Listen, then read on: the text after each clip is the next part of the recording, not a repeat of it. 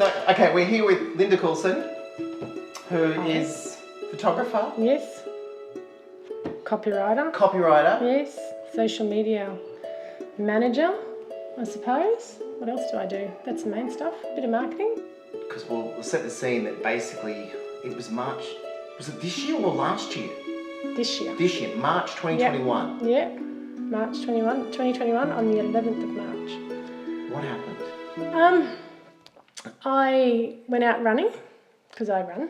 That's what I do. I was training for a 100k ultra marathon, as they call it.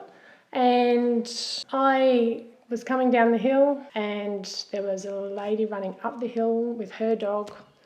And I bent down to say hello to the dog because it's just what I do. I like to chat to all the dogs. And turned around to her and said, "Thanks for the pat, see you later." And as I swung my head back around, I just felt this, they call it a thunderclap, but I call it like getting hit by a baseball bat in the front of my head, right here. Yeah, and I thought, this is a migraine, because I get migraines. And it was a lot more than that. So it ended up being an aneurysm. I ran about a K to a K and a half back down the hill with it. Oh my God. Which is probably the scary part. You kept running after that. Running. Well, I had to come home. My thought was, I just have to get home. I just knew if I got home, I'd be okay. I passed out at one point because I woke up on the side of the trail sitting with the dog. I tried to ring home. I thought that I had rung, and this is all stuff that you find out afterwards because I don't remember any of it. But I tried to ring Jay and to say, you know, having a migraine, I think you're going to have to take me to the doctors. But yeah, I thought that I'd said to her, you know, all of this stuff. And apparently I just mumbled a heap of incoherent words because of that, she knew there was something wrong. So she was like, something's wrong here. So is that, subconsciously, you thought you were speaking normally? Yes, yeah. And I'd told people for like weeks afterwards that I'd said all this stuff to her. And she turned to me one day and said, "No, you didn't. You didn't say any of that. I couldn't understand a word you said." So your mind's trying to get it out, but physically your body's just going, no, that's not getting through. There was, between this and this, there was nothing connecting at all. So yeah, so we use a family tracking app, very big brother, but it's basically it's Life 360. Because she realised something was going on, literally looked at her phone and tracked me, worked out where I was, and came and found me. Oh wow! You know, if you didn't have that. If we didn't have that, things would have been very interesting. I don't know. There's a lot of things that I look back on now and I think, if this didn't happen, what would have happened? Like if I'd chosen to go up the hill, what would have happened? If we didn't live 20 minutes away from the Royal, what would have happened? Because the only reason I'm sitting here today is because they operated so quick. Yeah, we went straight to the Royal. The doctor tells me I was in surgery by the time she saw her second patient after me because they were that fast at scanning and, you know, realised something was going on. They scanned my head. Jay had to sign all the authority forms for me to go into surgery because there was no one else there. So it was a bit of a learning curve when you're not quite 18. And then I woke up at 4 o'clock the next day. I don't remember anything past, I remember getting to the doctor's surgery, that's it. So everything else is hearsay and what other people tell me. So how was Ronnie, your husband, when he finally got there? I don't know. Well, you don't know, but from what I've heard, he's an engineer, so we are total personality-wise opposite ends of the spectrum. So he's very analytical, logical. He's extremely logical and he's extremely organised. He's very pragmatic. He's not, he's emotional in some ways, but he certainly doesn't fall apart the way that, say, I would, just because we're different people. But he was very just about talking to the doctors, finding out the facts, finding out what we've got to do.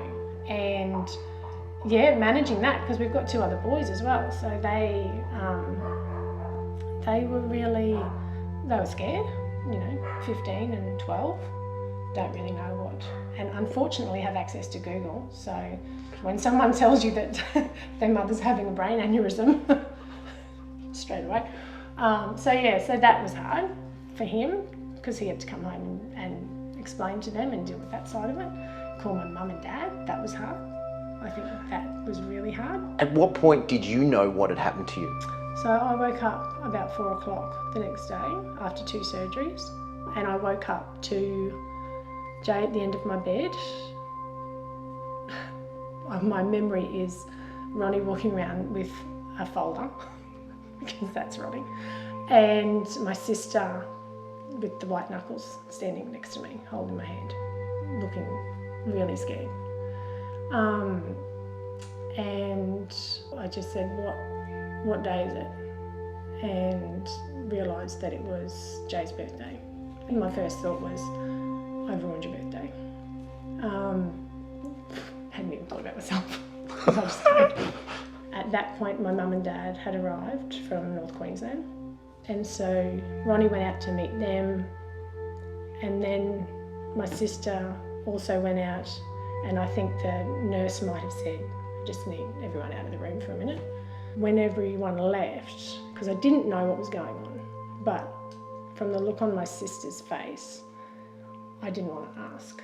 I was actually sitting there thinking, I don't know what's going on, but I can't verbalise that and freak you all out more, because I could just tell how scared everyone was. So I turned to the nurse and said, can you tell me where I am and tell me what's going on, because I have no idea. And she said, you're in the Royal Hospital, you've had a brain aneurysm, you've had 2 surgeries, and you're going to be here for a while. Wow. And I went, okay. And once I heard that, I was like, okay, that's fine. And I didn't, it's just the weirdest thing, I didn't panic. Did it in some way make sense as to with tying together all these people around you and everything else and where you were? Once I knew it was something major. I knew what a brain aneurysm was. I didn't once think about the magnitude of it. And I didn't go there. I don't know, I think it was just probably my brain recovering as well. It was just, right, okay, now I have to deal with this. So yeah, it was very weird. And I think even weirder for everyone else. Like, I was lying there in a bed, not being able to move, but yeah, I think the weirdest part was watching my family, watching what they were going through. How was your body, apart from, obviously, you've had surgery on your head and everything else? I was a bit sore. I don't remember, like, I got up. I don't think I got up that day, but the next morning I got up and went to the toilet. Oh, okay. And wow. they all, it was just, I said, oh, do you think I could go to the toilet? And the nurse just looked at me and she was like, oh, well, no one usually does that. But yeah, I guess you could. Just hang on a minute, I'll go and ask. So they worked out how they were going to get me down there, because you've got tubes and everything in everywhere. Cables. So, but for me, it wasn't going to the toilet. It was getting up and walking. That was all I wanted to do. That was an excuse for me to get up and walk. Was that also just trying to see if you could move? No. Or just... The weirdest part is I never once had thoughts that I wouldn't be able to. I never once was concerned about brain damage.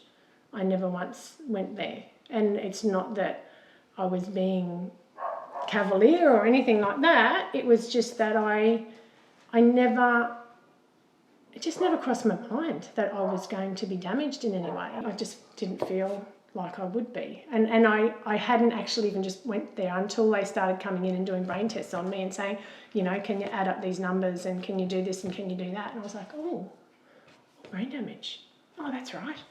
Because I presume at this point now, your husband and the others have probably had the brief from the doctors as to, well, this is where it is now, and this is what could happen and might, the outcomes could be this, this or this. So they were told I had a 50% chance I should have dropped dead in the bush.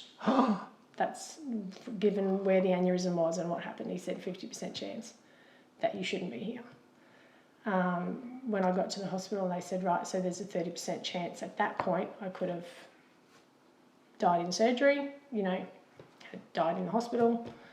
I had a 30% chance of brain damage, physical, Wow. physical damage, and a 30% chance that I would survive and make a full recovery. So they're not small percentages. No. So I'm just like a walking miracle right now. And yeah, it feels like it. So obviously, I mean, now compared, how many months are we? Well, nearly 6 months. We're sort of 5 months, really. Yeah. 5-6 months Yeah. out and everything else. Yeah. How are you now, or what were the expectations we would be now? Well, the expectations initially were, the doctors told us 9 months. I'd be 9 months before I'd be recovered to the point where I guess I would be better functioning. I'd be able to do things. I wasn't meant to drive for 6 months. So there was all of these little milestones that you had to reach, I suppose. And I reached them very early. Because to be honest, sitting here chatting to you, No different. you wouldn't know. No. No one look. You No. looked. You I hear had a that. really good lump in my head. You. Where the tube was. I know, but you look at you and you go, you had what? When? Yeah. And this was this year, not This last year. year. Mm-hmm. So it's all very. It's really like if there was a winning the jackpot of brain aneurysms, I got it. Like it is incredible, and it seems weird to say that. It's like but I really do. Like I'm just so lucky, and I know that from when I was lying in the ICU when there was people in beds around me and not in anywhere near the state that I was, and the fact that I moved, should have been in the ICU for a lot longer, but I was out in 5 days, and I went from one ward, and I just kept progressing to the next ward, and then I kept progressing to the next ward to the point where they just went, yeah, you can go home now. Is there any, the quick recovery or your outlook, or has anything sort of changed or adapted since? I don't think they've put it down to like there's no reason why I would recover any faster than anyone else. For me, the outcomes that happen for me come down to the fact that I got there as fast as I could, and my brain never swelled. So when you have an aneurysm burst, the fluid comes into the space, I guess, in between your skull and the brain, and the fluid swells. And so when all that fluid swells, the damage that you get is from the damage to your brain from it not functioning anymore because of the swelling and the circulation getting cut off and all of that sort of stuff. So that's where the damage happens. I never got any of that because they got me in so fast. I think outlook has a lot to do with the fact that I'm where I am now as opposed to where, because it is now not even 6 months, and I've been driving for a month, I suppose. So 2 months early, I'm back out running again. Oh, wow. So I'm running, probably. Now, how are you going over the same ground that you were running before? Yeah. Is there any sort of looking at that? No. And I did initially, like the first time you do it, you have to, right? You have a little freak out. And I had a number of times, there was a couple of things that I did where particularly just running home, and I looked up at the house and all my kids were inside. And you have that moment where you think, this could be such a different house right now. Because if it had been different, this house would have been different. This would have been a really sad house. And so for me now, the house has to be happy because I'm still here. So you have to be happy. And it's not just me that thinks that, I've got my middle one, Riley, he's probably more like me, I guess, than my husband. Very emotional, he was really tough when he came into the hospital. That was really hard. But it's not the nicest place to see your parents. No. And, you see your mum and she's got this massive big tube coming out of her head and all this fluid and and there was tubes everywhere. Like I literally had, it was like every day they were pulling out another one. So, oh, I didn't even know that one was there. Okay. But yeah, so that was hard for him. But he's, you know, if I get upset, he's very much, everyone just calm down. Got to keep the house calm. But it's different. You can't help but go over those things. Like when I've gone out for a run and heard something, like I listen to music and I have a running playlist. And when I was running this day and I was coming home, and you know the song Titanium? Yes. So I'm running home and I'm listening to this song and she talks about being bulletproof, and I was like, oh my gosh, I'm not. Like all these little, you just have these little moments where you think, well, actually I'm not bulletproof, but maybe am I? I don't know. Well, this is what I was going to say, because you come out of it and you are a little bit bulletproof. I dodged a pretty big one, but my thing is that I was really determined to get back up to where it happened, and I had to go, and like I think it was even Ronnie and I drove up there one day and just parked and just walked down. Not when I could run, obviously, but I just stood there and he was like, this is where it happened. I was like, yeah, right here. And it felt really, it was just healing. I think it's part of healing. I think you have to do it. And I've walked up Riley, I walked up my 16-year-old, because I said to him, this isn't where I nearly died.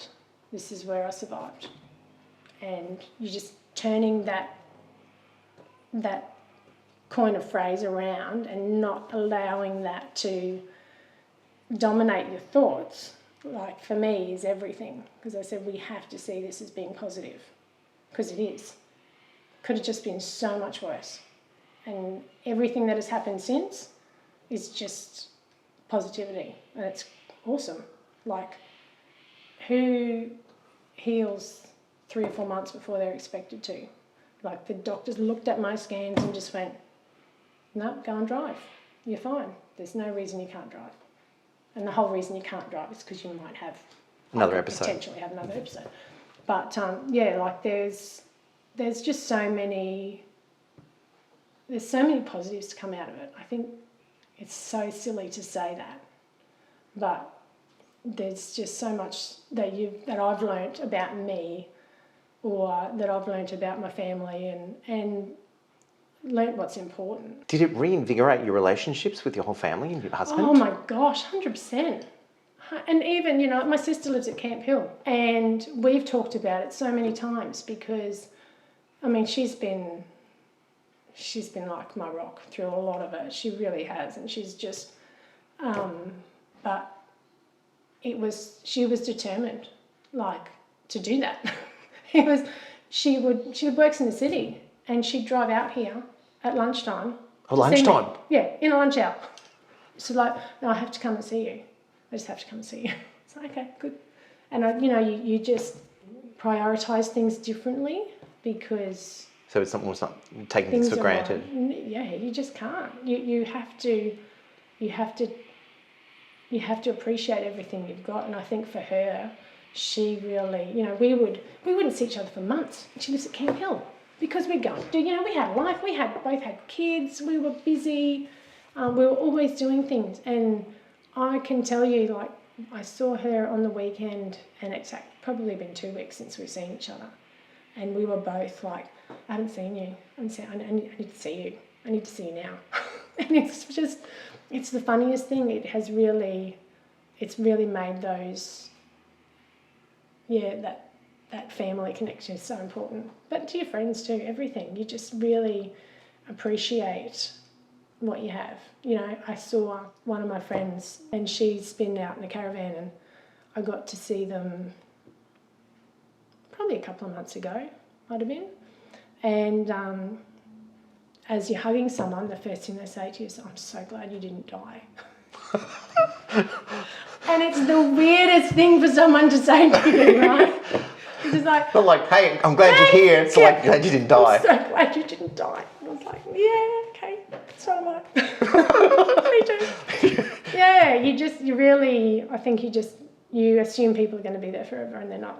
I think that's the biggest thing, is that you just know that. And I have now have a 16-year-old that doesn't grunt at me when he walks in the house. Oh, wow. And love you, Mum.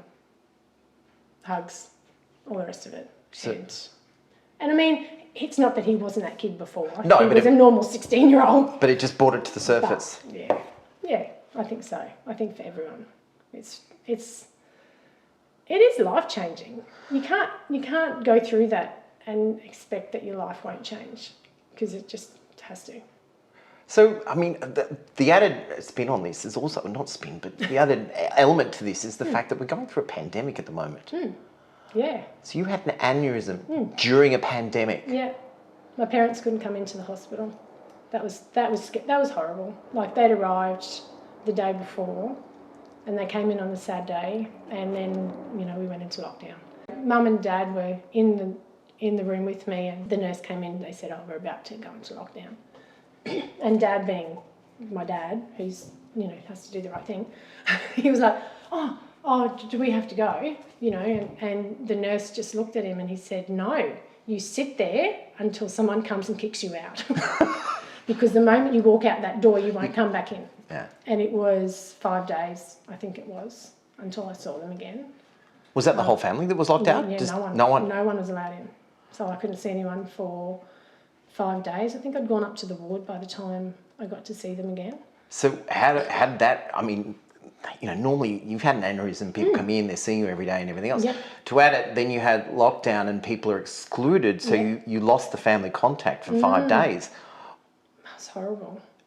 How did that mess with your mental state at that point? Look, I feel for me, it's really weird because I have never once in 6 months went, woe is me, this is horrible, I'm so sad, I can't believe this happened to me. I don't know what it is, I don't know why, whether it's just extreme gratitude for being here now, but I never once, even throughout that, that was tough, but it was tougher for people that were like the lady across from me that was waiting for her second surgery. And I was looking at her thinking, oh my gosh, you poor thing, you are so over this hospital. You are so sick of being in here. And she'd been in there for a while. And I just remember looking at her thinking, I'm okay, because I'm here and I'm actually okay. And I really wanted to see my mum and dad more than anyone else because they'd literally flown in the day before. And I knew my mum was, you can sense, I could sense how stressed she was and I could sense how worried she was, and I just really wanted to see them. But at the same time, I couldn't focus on that. I think I just really, it was like being on a drug. It was like someone had just went, guess what, you get a second life. And that was in my head the whole time. I was just like, this is amazing. This is actually amazing because I'm here. And I heard all these stories from people and people telling me what had happened, and I was like, wow, this is so cool. One of the things that you were telling the story and everything else about everything, the way it happened and the way it sort of everything else, it's almost like, I mean, this is probably Ronnie's perspective as well, is that you did the whole family risk assessment and looked at what to put in place if anything did happen. How would everybody contact everybody else? Like even just the big brother tracking each other and everything else. Yeah. Because if it wasn't for that... Well, that was not even what it was planned for. I mean, that was big. We got that out because Harry, our youngest, had started high school and was catching a bus to Geelong. So I got this app, and Harry and I were on it because I needed, obviously, access to it so I could see where he was. And then Jay got it when they started driving, just in case something happened, if they had an accident or something, But it was only the three of us on it. And then when all this happened and, Jay was able to go through it and work out and track exactly where I was. And, I guess the rest of the family worked out that this was actually a good thing, that we all knew where each other were. Well, the teenager logical response to go through... Oh, my gosh. Well, the middle one, he wouldn't even go near it. He was just like, hey, right, putting that on my phone. Whereas as soon as this happened and we were like, well, actually, there's a reason I'm here. Like, I'm alive because of it. This app's actually just saved my life. And suddenly they both, like Ronnie's on it, we're all on it now, can sit there and look at where my whole family is based on this app. Like I always, sounds really terrible, but I've always just thought about that as being something that you'd give to an elderly parent or something, like when you want to make sure they haven't Oh my escaped or God. something. You just turned yourself into the escaping elderly That's what parent. I am. Anyway, Stumbling down a hill, we found her and everything else, but it Yeah. ends up you being a survivor because of it. Yeah. So five, almost 6 months down and everything else, and Yeah. you're back working, doing content creation. Yeah, photography, writing blogs, writing ads, doing all sorts of things. So did you get a superpower? Now, I guess there's the weird, physical isn't and the mental aspect of that, isn't there? I would say I'd love to say that I did.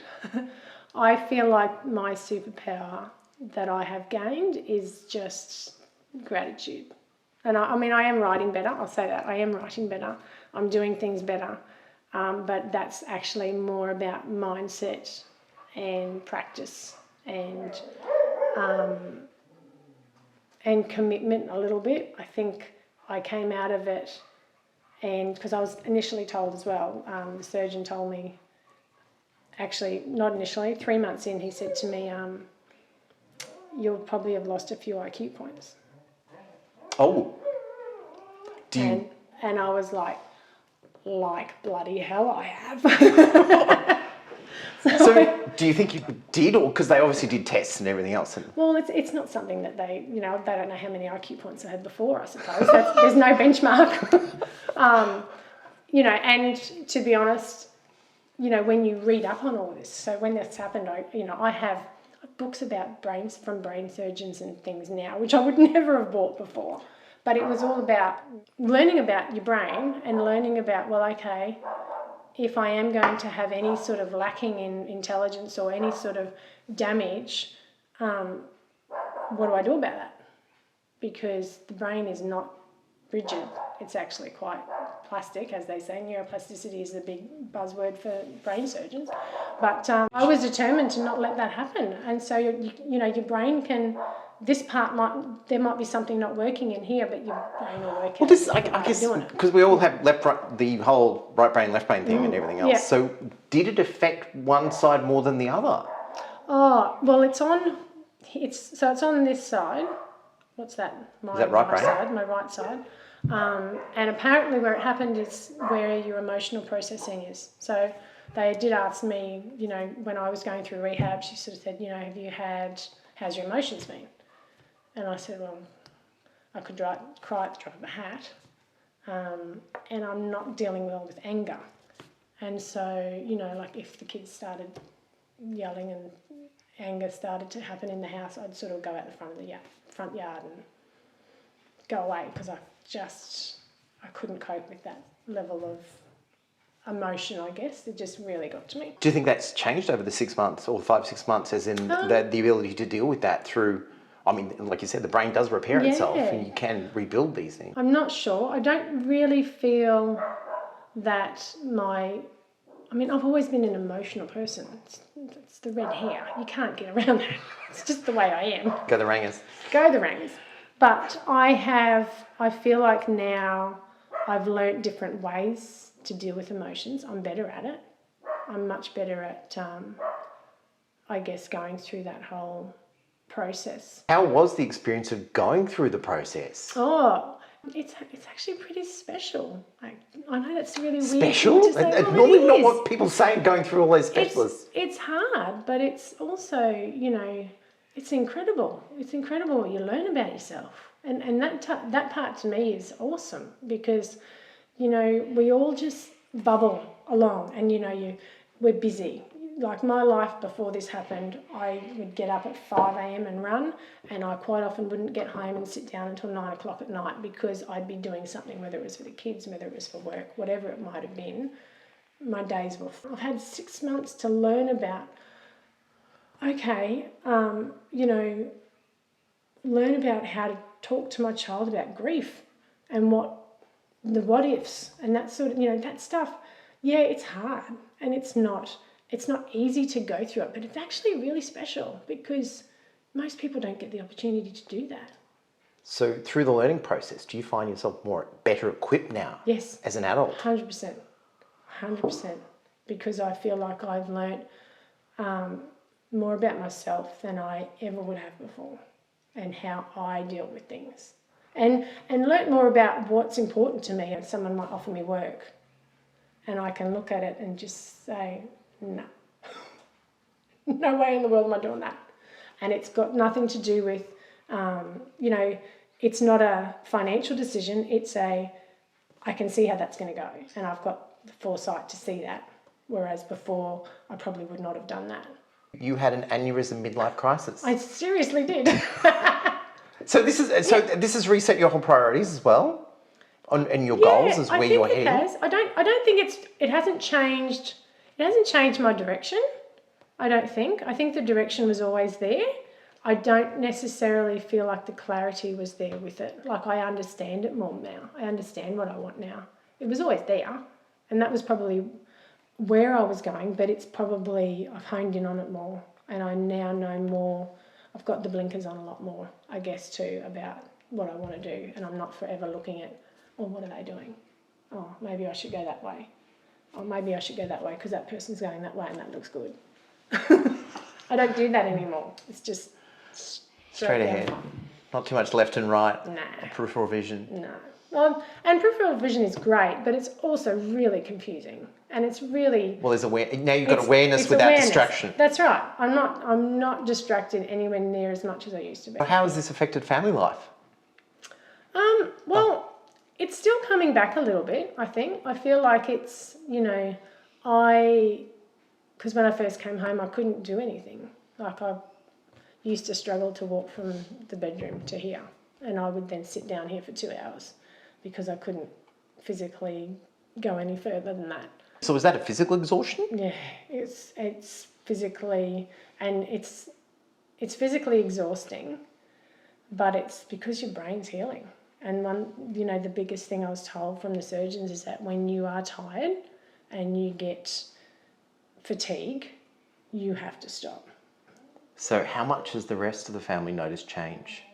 Oh, I think that they're getting used to Mum being back a bit too much, more than anything.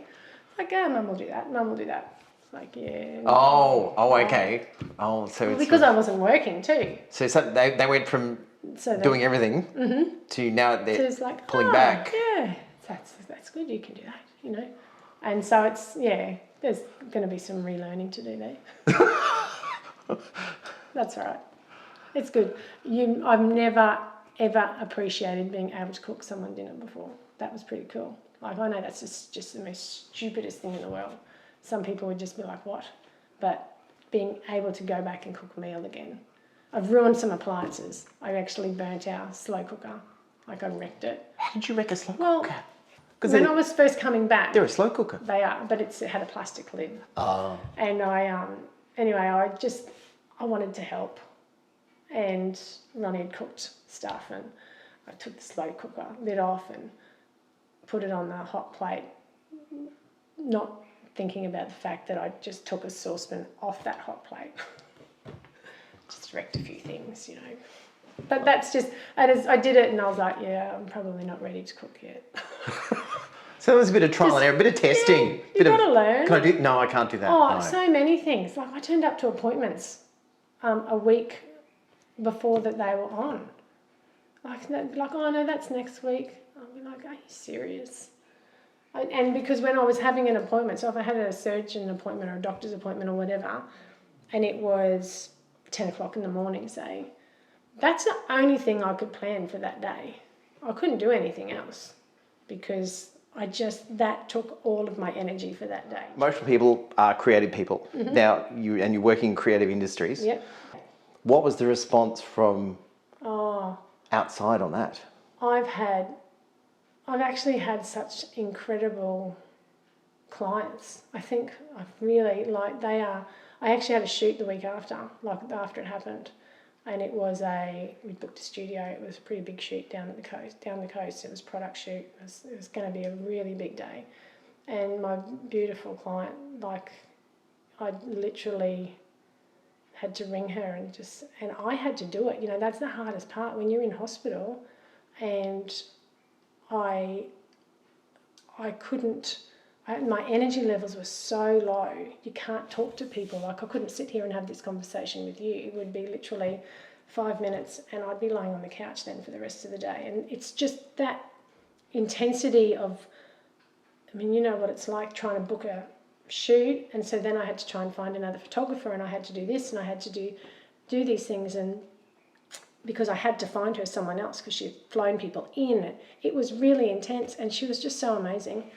And they were so supportive and so lovely, and I said, look, I will find you another photographer. No, you won't. We'll find one. And I was like, no, this is my job. And she said, you're in hospital. I couldn't let it go. I have some really wonderful friends, and they stepped up and went, no, we're going to find you a photographer. You're going to stay in bed. So they found me someone else. But I've since photographed that client again. That was my client last weekend. Oh, and that's great. they're amazing. They were just very respectful of what I'd been through, you know, but at the same time, I have no intention of going anywhere else. And for me, that's huge. Like, they could have written me off. Literally could have written me off. Well, because people who aren't in your inner circle or close are going to be, she's been through this, we don't know what do we say, what do we deal with? How do we deal with this? Is it going to be the same or different or anything else? And I'm having all those thoughts. Not just them. Like, I was paranoid. I was so, like, even I had some writing that I was doing for a client, and I said to her, look, I don't want to give you substandard work. And she just laughed at me. She said, you could never give me substandard work. It's not in your nature. So don't worry about it. And they were so good. Honestly, they was just really, really good. There's been no question of my abilities or that creative side or anything like that other than from me. So are you going through and just gradually testing yourself? Yeah, the whole time.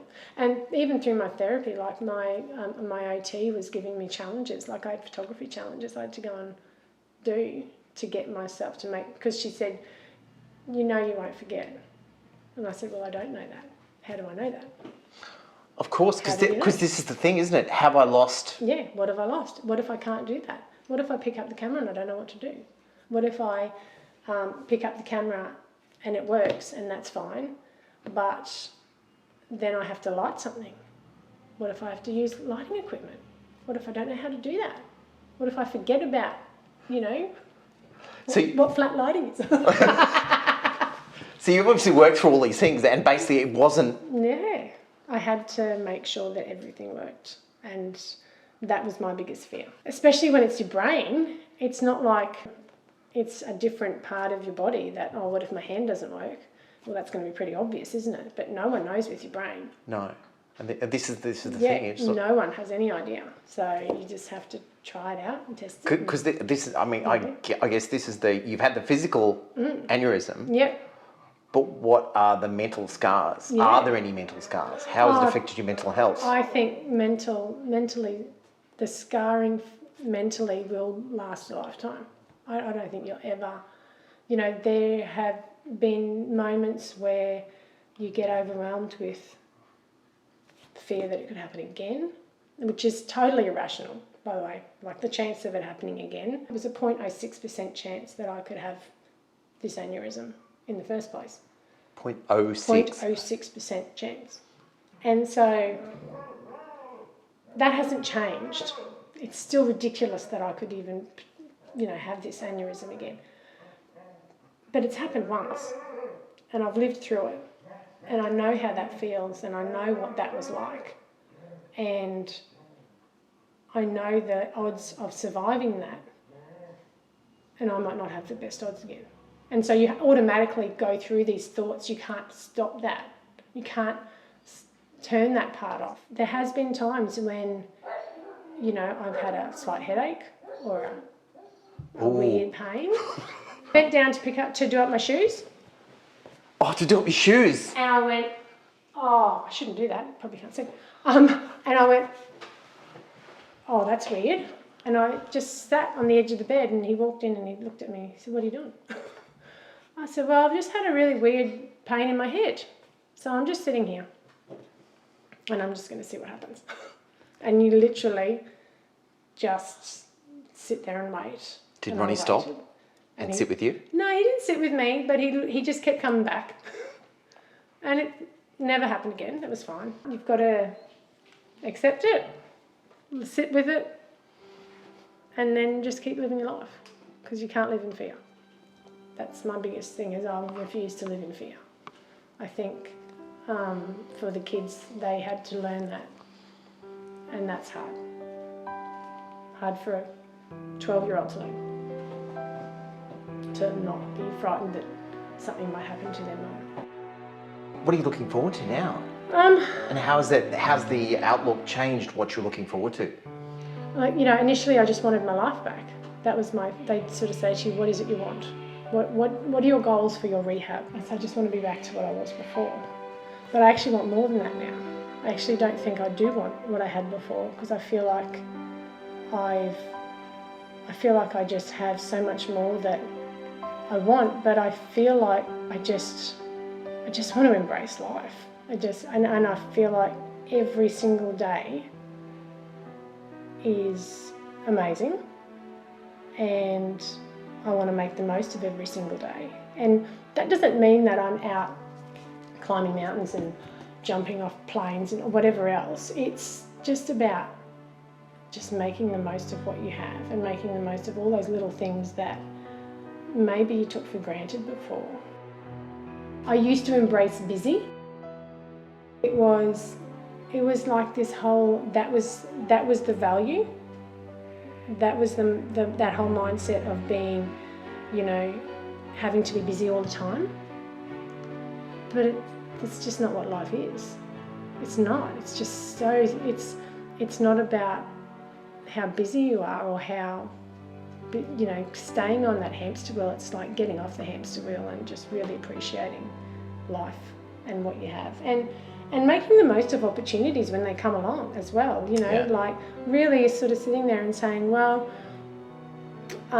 you know, oh, I'm not ready for that yet, or I'm not ready for that yet. It's like, well, yeah, just do it. Don't think about it. Just go back to that 20-year-old you that used to apply for jobs that you weren't qualified for. Yeah, I can do that. Graphic design, absolutely.